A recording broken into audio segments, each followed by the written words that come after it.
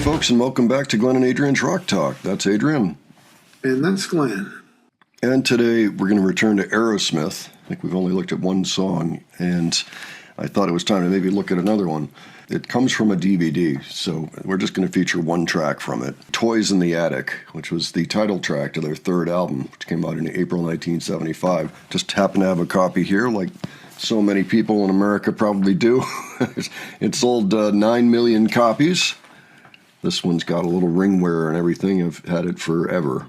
I've probably had this since the 80s. There's actually a lot of solid tracks on it. It's probably their best album overall, unless it's Rocks, which is the one after it. And I liked Get Your Wings, too, which was before it. But I haven't listened to this in quite a long time, and this was one song I never actually played that often anyway. Adrian, do you know much about this song? Well, I haven't heard it enough. My story is similar to yours. I heard the song a few times, didn't pay much attention to it, although I thought it was a decent song. Yeah. So I'm looking forward to seeing this played live. This should be pretty good. Yeah, it'll be from 1976 at the Pontiac Silverdome. Yeah, I think what used to happen with me is I'd go, well, wait a minute, Walk This Way is way over. It's like in the middle of side one. So, yeah, I was mostly interested in Walk This Way and Sweet Emotion. But there are some other really solid tracks on it, like No More, No More is really good, Round and Round. So they were working with a producer named Jack Douglas, who just happens to have been the one that produced Get Your Wings, this one, Toys in the Attic, Rocks, and then the one after that, which Draw the Line. And so those are their best 4 albums, according to a lot of people. I mean, unless you are a fan of the 80s, when they did sell a lot of records, and people consider some of those classics too. But a lot of the old school Aerosmith rock fans really liked that 70s run. And that was all Jack Douglas. They were going into the studio for the very first time in their careers without any material. So Joe Perry says he remembers the creative process writing that title track. Toys was the first time we went in the studio without a whole album's worth of songs. We had to write some in the studio. Jack Douglas said, we need one more rocker. And I sat on an amp and just started playing a riff. It was the riff to the song Toys in the Attic. Tyler adds, Joe was jamming a riff and I just started yelling, toys, toys, toys. And it was organic, immediate, and infectious. I just started singing and it fit like chocolate and peanut butter. So there you go. It does rock, I remember that, but it has been a while since I heard it. So, and I've never seen them play it live, except actually playing it live in front of my eyes, but never on video. Yeah, I saw Aerosmith 5 times in the 80s. It was kind of a good time to see them. It was before the big hits of the later 80s, so they were playing all this material. They'd gotten back together. So why don't we go ahead and take a look at this.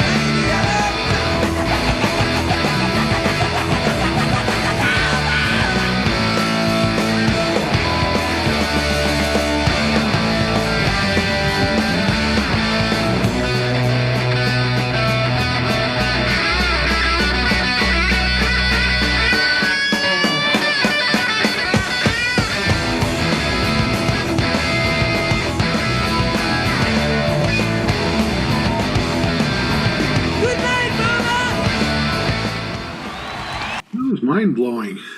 Yeah, wasn't it? It's great that they have such good video of this song, and it looks like they got others too, if this is from a DVD. Yeah, it's a short one. It looks like about a half hour's worth of material. And in general, I don't want to take too much necessarily from a DVD release that isn't already on the artist's channel, just because that can get a little risky. But yeah, I just couldn't resist getting a little bit of this. I don't think I've ever seen footage of them this early. Oh, yeah.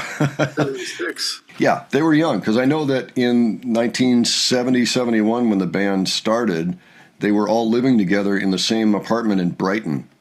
You know, in one of those triple-deckers. They had an apartment on Com Ave. I don't know if you're aware of this, Adrian, but very recently, Steven Tyler announced that he was retiring from music, and it was due to strain on his voice. He could no longer sing. They were in the middle of a tour. They were actually just beginning a tour. They'd just done a few shows, and they stopped the tour and canceled it and said, "I'm sorry, folks, that's it." So Aerosmith has officially hung it up. We thank them for over 50 years worth of performing and music, and in particular, the things they were doing in the 70s. They were one of the first bands that I heard of that just openly stated, we are not going to make albums anymore because nobody buys them anymore. And this was 2012. This was well after Napster and streaming had come along, and there'd been the big shift in music. And they put out an album they thought was really quite good and didn't sell at all. I mean, it sold fine by today's standards, but by the standards of yesteryear, it was nothing. So he said, it's not even worth the time. They were a great band, certainly one of the better American rock bands, and kudos to them for their work. Thank you.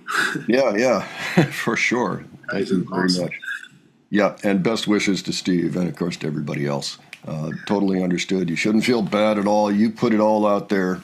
This song was so great to revisit. I'm going to have to just play the whole album at some point. It's been a little while since I stuck this on my turntable. I'm sorry to say, but I think I'll do that tonight. Folks, if you've ever seen Aerosmith live in concert, let us know where and when, and let us know your favorite stuff from the band.